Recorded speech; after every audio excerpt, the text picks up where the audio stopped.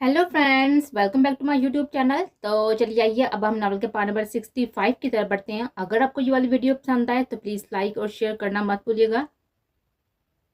आयशा ने आशिर की call drop करते ही तेजी से फ़हीम का नंबर मिलाया था। उसे 1 घंटे से पहले अपना काम निपटाना था। फ़हीम का नंबर भी उसे अभी भी आशिर ने दिया था। इसी नंबर से फ़हीम ने शाकर के पकड़े जाने के बाद आशिर को धमकाने के लिए कॉल की थी और बाद में आशिर ने शाकर को वापस भेजने के मुताबिक साथ फ़हीम को इस नंबर पर मुतअद्दिद बार कॉल किया था। फ़हीम ने शाकर को अब तक रहा नहीं किया था, बल्कि अपने फ्लैट पर ही डबल तनहा पर मुलाजम रख दिया था, जहां अब वो मज़े से रह रहा था। दूसरी तरफ कुछ बहस के बाद ही कॉल पिक कर ली गए थे। अब आयशा भी फ़हीम के इसी नंबर पर कॉल कर रही थी। हेलो। कॉल लगते ही 2 बेल्स के बाद कॉल पिक कर ली गई थी। दूसरी तरफ से फ़हीम की हंसती मुस्कुराती हुई आवाज़ आई थी। फ़हीम, मैं आयशा बोल रही हूँ। आयशा धीरे से बोली थी। ओ तेरी हैर क्या? आयशा, आयशा मेरी जान, आपने मुझे कॉल किया? ओ मेरे खुदाया, आज मुझे मेरी शेरनी ने कॉल किया है। हालिब, मुझे जरा चुटकी काट, मैं हवा तो देख रहा हूँ या हकीकतन मेरी जान मुझसे बात कर रही है। फ़हीम की हैरान सी हवा पर वो जी बढ़ कर बदमजा हुई थी। लिसन फ़हीम, मैं तुमसे मिलना चाहती हूँ अभी इसी वक्त। आयशा उसका छिछोरापन नजरअंदाज करती संजीदगी से बोली थी और नजर सामने से आते हुए इन 6 लोगों पर टका दी थी जो तेजी से उसकी तरफ आए थे। Quick service Eicher, well done. वो दिल दिल में आयशर को दाद देते हुए बोली, ज़हे नसीब, मेरी जान ने मुझे याद फरमाया, उससे ज्यादा इस हादम की खुश नसीबी और क्या हो सकती है। सर के बाद चल कर आऊंगा मेरी शेरनी, बताएं कहाँ आना है। फ़हीम आयशा के जरा से इत्तेफाक पर पागल ही हो उठा था। मैं तुम्हें एड्रेस व्हाट्सअप करती हूँ, जल्दी आ जाओ 10 मिनट के अंदर, आयशा ने कहते हुए कॉल काट दी थी और फ़हीम को मैसेज करने लगी थी। ची ची ची ची ची। फ़हीम दरानी, मुझसे मिलने की खुशी में तुम इतने पागल हो गए कि तुमने ये भी नहीं सोचा मेरे पास तुम्हारा पर्सनल फ़ोन नंबर कैसे आया। और तो और तुमने तो ये भी नहीं सोचा कि अचानक मैं तुम पर इतनी मेहरबान कैसी होगी। अफसोस तुम अपनी मौत को अपनी ज़िंदगी समझ बैठी हो। आयशा फ़हीम को एड्रेस मैसेज करके मसनूई तासुब से सहलाती अपने सामने खड़े आयशा को देखने लगी थी, जिसकी बेकरार नजरें आयशा पर टिकी हुई थी, मगर आयशा उस पर ध्यान दिए बिना बाकी के 5 मस्टंडों को देखने लगी थी। मैम, सर की बताई गई लोकेशन पर हम आपका बहुत ही देर से इंतजार कर रहे थे, लेकिन फिर अचानक सर ने बताया कि लोकेशन चेंज हो गया, वरना हम तो वक्त से पहले ही पहुंच गए थे। इन 5 में से एक आयशा को घूरने पर वजाहत करता बोला, जबकि दिल ही दिल में वो 5 हैरान भी हो रहे थे कि सामने खड़ी इस छोटी सी लड़की ने इन जैसे मजमूओं को अपने काम के लिए याद किया था। वो तो समझे थे कि आयशा मैम कोई अच्छी खासी उम्र दराज औरत होंगी, मगर ये तो स्कूल की बच्ची निकली।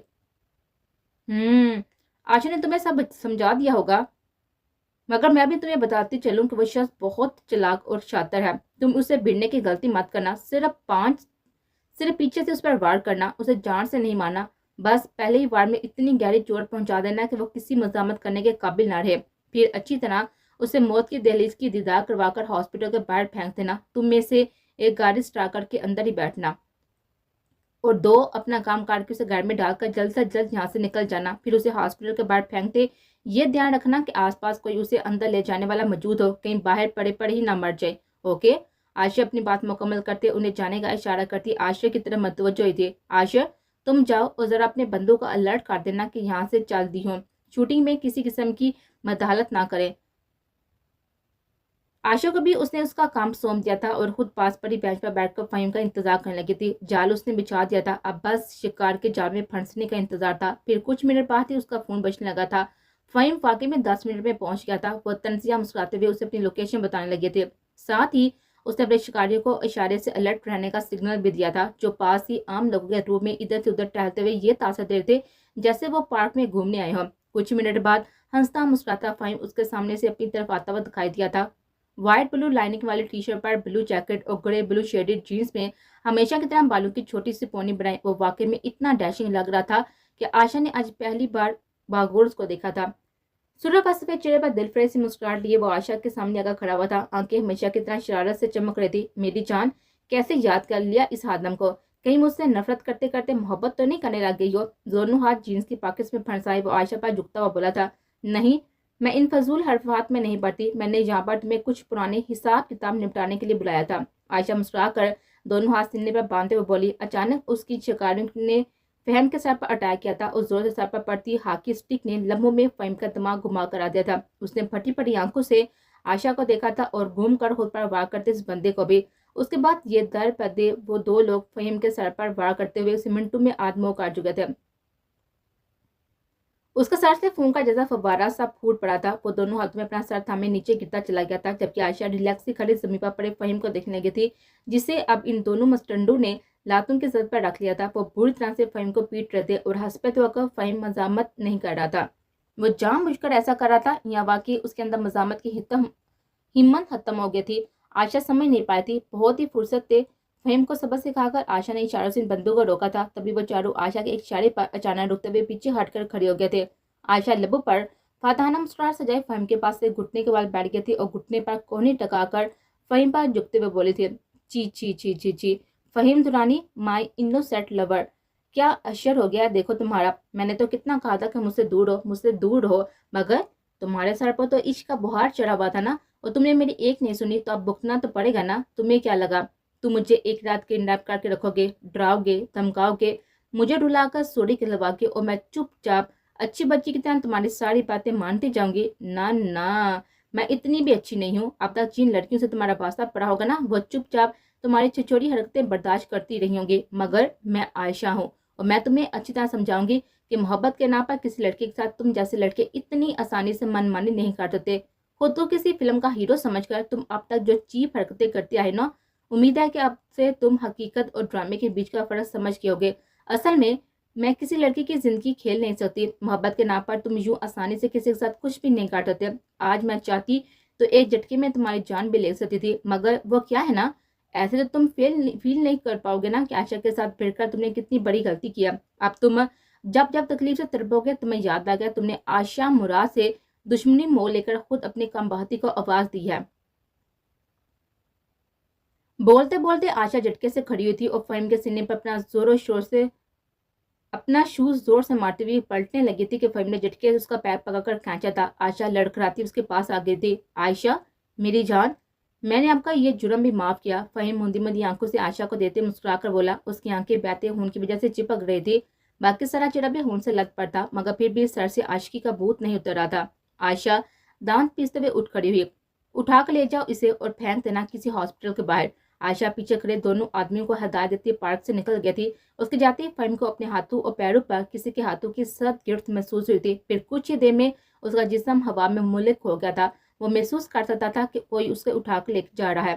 کچھ ہی دیر میں اسے گھر میں پھینکنے کے انداز میں ڈالا گیا تھا۔ اس کے ساتھ ہی فہیم کا دماغ تاریکی میں چلا گیا تھا۔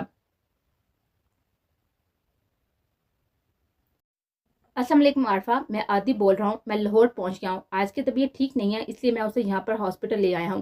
میں نے اپنے ڈرائیور کو کال کر دیا ہے، وہ آپ کو لینے آ رہا ہے۔ اب میروسا کو لے کر یہاں پر چلی آئیں پلیز۔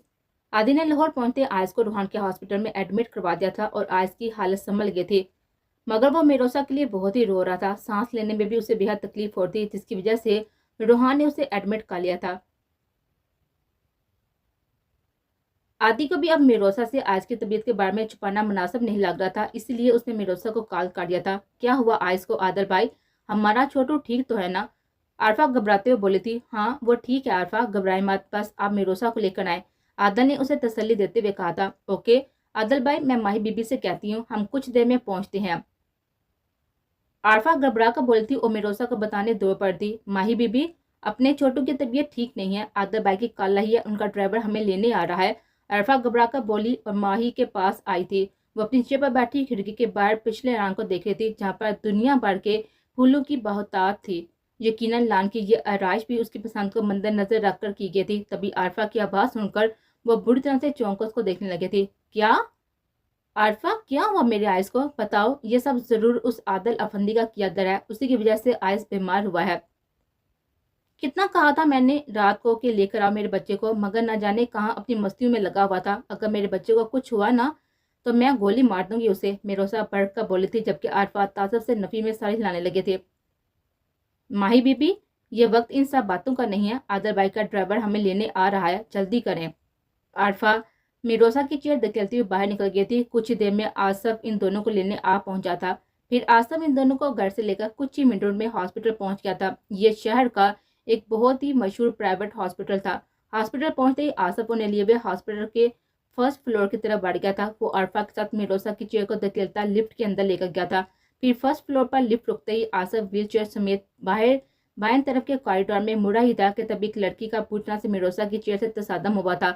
लड़की संभलते संभलते भी लड़खड़ाकर पीछे की तरफ गिरी थी। दरअसल वो अपने साथ आ रही लड़की से मुड़कर कुछ कहती हुई तेजी से पलट रही थी कि अचानक से मिरोसा की मूर्ति हुई चेयर नहीं देख सकी। वो उलझ कर गिर पड़ती। तभी मिरोसा ने पीछे चल रही आरफा ने लपक कर आगे बढ़ते समीप पर गिरी इस लड़की को संभाल कर उठाया था। लड़की ने सीधे होते हुए आरफा को देखा था। आरफा, तुम?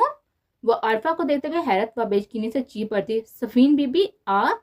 आरफा भी अपने सामने इतने साल बाद सफीन को देखकर हैरान हो गई थी। उसे सहारा देकर सफीन को उठाया था। तभी सफीन की नजर मिरोसा पर पड़ती और वो अपनी जगह पर थम कर रह गए थे, जबकि मिरोसा भी साकत सी बैठी हुई इन दोनों को देख रही थी। उसकी बेकरार नजरें बारी बारी सफीन और उससे कुछ दूर खड़ी आयशा को ताक रही थी। और हैरतों के पहाड़ तो आयशा पर भी टूट पड़े थे, जो आज 2 साल बाद अपनी छोटी बहन को देख रही थी, वो भी किस हाल में। उसकी बहन, उसकी मिरोसा व्हील चेयर पर थी। आयशा, सफीन, मिरोसा के लब बेआवाज फड़फड़ाए थे। वो दोनों धीरे धीरे आगे बढ़ती हुई एन मिरोसा के सामने आकर खड़ी हुई थी और उसकी चेयर के सामने घुटनों के बल बैठ गए थे। दोनों बहनों की आंखों से आंसू जारी हो चुके थे। दोनों ने रोते हुए मिरोसा का दायां बायां बाजू हाथ पकड़ एक साथ ही चुमा था। मिरोसा, मेरी जान, कहाँ थी तुम? कहाँ चली गई थी हमें छोड़कर? और ये क्या हुआ तुम्हें?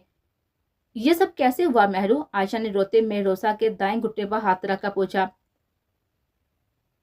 एंजल, आप आ गई? आदि की आवाज सुनकर मिरोसा ने नजरें उठाकर सामने देखा था और साथ ही वो दोनों भी तेजी से पलटे थे।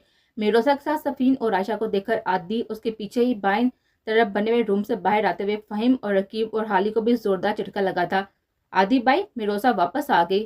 फहीम, देखिए मिरोसा वापस आ गई, आयशा खुशी से चीती हुई आवाज में बोली थी, जबकि मिरोसा सख्त निगाहों से इन चारों को देख रहे थे। आप लोग तो मुल्तान गए थे ना, यहाँ हॉस्पिटल में क्या कर रहे हैं? सफीन मिरोसा के सामने से उठकर धीरे धीरे चलती इन चारों के पास आए थे। वो चारों लब से वे नजरें झुकाए खड़े थे। सफीन इन चारों के अजीब से रवैये पर हैरान होने लगे थे। इतने सालों बाद मिरोसा को सामने देखकर भी इन चारों का रिएक्शन बिल्कुल ठंडा था, खासकर आदि का, जो 2 साल से मिरोसा के गम में गुल रहा था। सफीन ने हैरत से सोचते हुए इन चारों के झुके हुए साथ को देखा था। साथ ही पलट कर दोबारा मिरोसा को देखा था और फिर धीरे से वापस पलट कर मिरोसा के पास गई थी और घुटनों के बल बैठते हुए मिरोसा को देखने लगी थी। मेहरू, नीचे बैठे सफीन ने मेहरोसा को पुकारते भागोर उसका चेहरा देखा था। तुम यहाँ हॉस्पिटल में क्या कर रही हो? सफीन की आंखों में मचलते स्वाब पर मेहरोसा ने नम आंखों से उसको देखा था और बड़ाई हुई आवाज में बोले थे, मेरा बेटा यहाँ पर एडमिट है सफीन, मैं उसी के पास आई हूँ। मिरोसा के इंकशाफ पर आयशा और सफीन ने दोबारा शशतर रह गए थे। तुम तुम तुम्हारा बेटा मिरोसा, तुम्हारा बेटा है क्या? क्या हुआ उसे? यहाँ पर क्यों एडमिट है वो? आयशा यक बैक हैरत से बेयकीनी, होश, दुख, न जाने कितनी कैफियत का शिकार थी, मगर सफीन लबस्ता सी बैठी हुई थी। आयस किस रूम में है? आपके बाद मिरोसा सामने सर झुकाए खड़े हुए आदि को बिना मुहातब किए बोले थे। तभी आदि ने चौंक कर मिरोसा की तरफ देखा था और हाथ के इशारे से दाएं तरफ वाले उसी रूम की तरफ इशारा किया था जिससे फहीम, हालिब और रकीम बाहर आए थे। अरफा, मुझे रूम में लेकर चलो। चलो सफीन, आयशा, तुम लोगों को मैं अपने आयस से मिलवाती हूँ। मिरोसा अरफा के साथ इन दोनों से भी मुहातब हुई थी। अरफा उसकी चेयर घसीटते हुए आयस के रूम की तरफ बढ़ गए थे। उसके साथ ही आयशा, सफीन इन चारों पर ये नजर डालती हुई उनके साथ ही आयस के रूम में चली गई थी। अब क्या होगा? इन चारों को पता चल गया, अब सनम को भी पता चल जाएगा मिरोसा भाभी वापस आ गई हैं और साथ साथ चारों घरों में भी सब जान जाएंगे। कैसे हैंडल करेंगे सब? रकीम परेशानी से आदि से पूछ बैठा था। पता चलता है तो चलें, तो आई डोंट केयर। मिरोसा मेरी बीवी है, आयस मेरा बेटा है, वो दोनों मेरी जिंदगी का हिस्सा है। कोई गुनाह नहीं है जिसे मैं दुनिया से छिपाता फिरूं। घर में सबको पता चलता है तो चले। मैं किसी की वजह से भी एंजल और आयस को हुस्से जुदा नहीं होने दूंगा, चाहे किसी को पसंद आए या ना आए। आदि संजीदगी से बोला था। और मैं विश मामी से क्या कहेगा? वो तो मिरोसा भाभी को देते भी एक हंगामा खड़ा कर देंगे, आपके फहीम बोला था। तो क्या इस डर से छोड़ दूं दोबारा से एंजल और आयस को, इन इफ्तिहार और मुद्दशर जैसे बेडियों के लिए जिन्होंने मेरे बच्चे का ये हश्र कर दिया, उसे मौत के मुंह में धकेल दिया? नहीं फहीम, अब वो दोनों मुझसे कभी जुदा नहीं होंगे और ना मैं उन्हें खुद से दूर जाने दूंगा। और मामा क्या हंगामा खड़ा करेंगी? इस बार उनसे सवाल तो मैं पूछूंगा। आदि बिचवी आवाज में घुरा कर बोला था। उसकी नजरों के सामने दोबारा वो सीसीटीवी फुटेज घूमने लगे थे। उसके कतई फैसले पर वो तीनों एक दूसरे को देखकर रह गए थे। इस मुद्दसर इफ्तिहार का क्या करना है? आपके हालिब ने नया सवाल उठाया था। وہ چاروں کॉरिडोर में खड़े दूसरे से बातें करते। वो जानबूझकर आयस के रूम में दोबारा नहीं गए थे ताकि तीनों बहनों को प्राइवेसी मिल सके। उन्हें अभी रहा करने की जरूरत नहीं है। रकीम तो मदरसे से उसके घर का नंबर ले और हलीमा आंटी को आयस की तबीयत खराबी का बताकर यहाँ पर बुलवा। खाली फहीम, तुम दोनों फिलहाल आयशा भाभी और सफी भाभी को हैंडल करो। आयस की तबीयत ठीक होने तक मैं कोई भी दूसरा ड्रामा अफोर्ड नहीं कर सकता। आदि ने इन तीनों को एक साथ ही मुहातब करते हुए कहा था। ओके, मैं भी निकलता हूँ और आज ही मदरसे से नंबर लेकर हलीमा आंटी को कॉल करता हूँ। रकीम इस बार में सहलाता हुआ आगे बढ़ गया था, जबकि हालिब और फहीम आदि के साथ ही उठकर रूहान के रूम की तरफ बढ़ गए थे। अभी उन्हें रूहान को भी इस सारे किस्से की तफसील बतानी थी।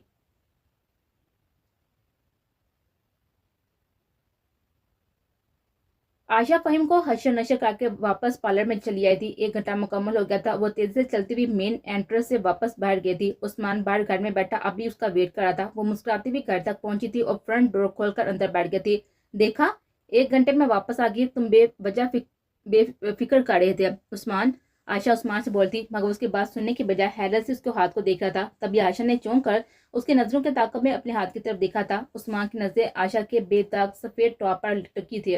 टॉप की आस्तीन ने कलाई से कोने तक गहरे लाल रंग में रंगी हुई थी। ओह, ये तो इस छिछोरे का ब्लड मेरे कपड़ों पर लग गया।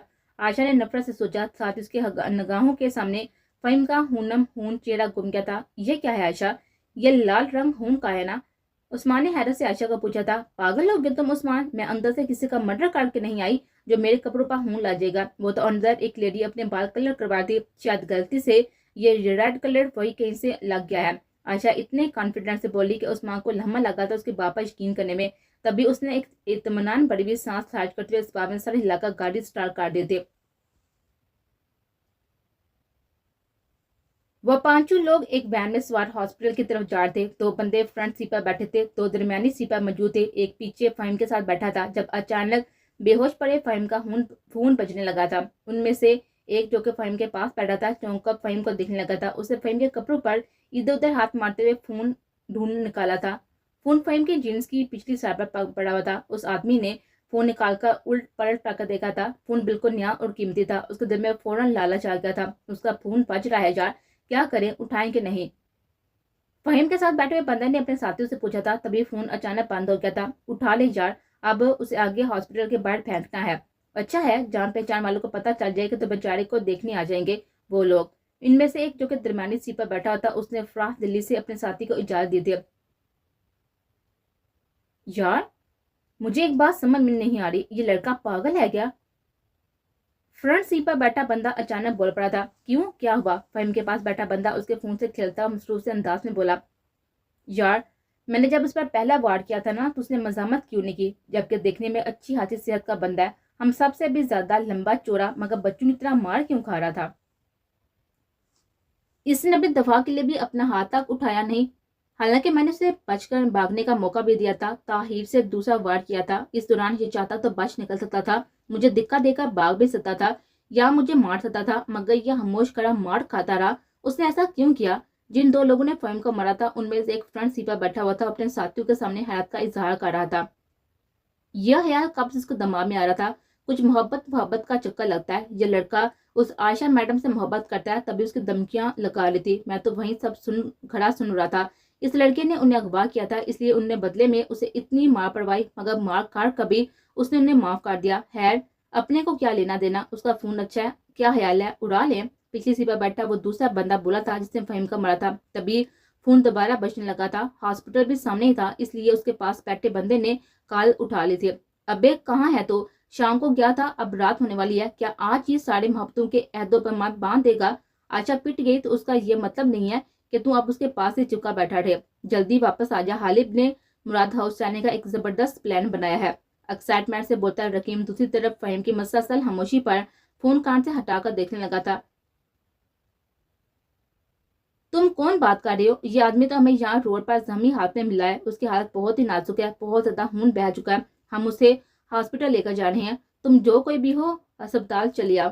फहीम के पास बैठा बंदा रकीम को हॉस्पिटल का नाम बताता हुआ बोला। तब तक उनका साथी भी हॉस्पिटल के गेट के आगे गाड़ी रुकवा चुका था। ये एक सस्ता सा सरकारी हॉस्पिटल था और इसी का नाम उन्होंने रकीम को बताया था, जबकि दूसरी तरफ रकीम इस बंदे की बात सुनकर शशतर रह गया था।